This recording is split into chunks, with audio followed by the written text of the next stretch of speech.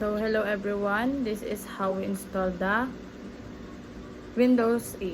So since may ISO file na tayo, indicate lang natin, then start, then next.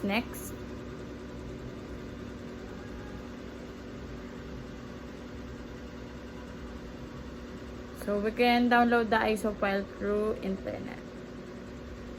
So let's just wait for it.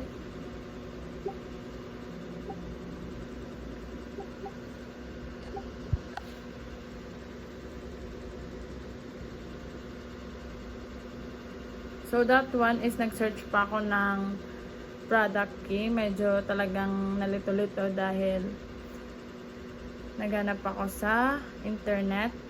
This since hindi naman lahat accurate. So we must be careful. Then ayan, no, nag-successful na. Let's just wait it. Then next lang.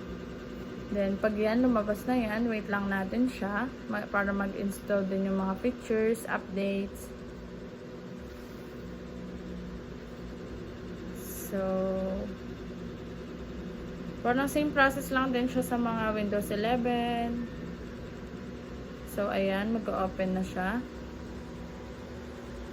Wait lang natin siyang mag-open. Then, we can personalize. So, ayan, in-edit ko lang.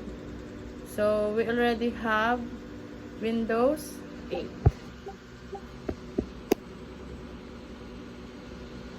Simple as that. So, ayan, add lang tayo ng account. The user account.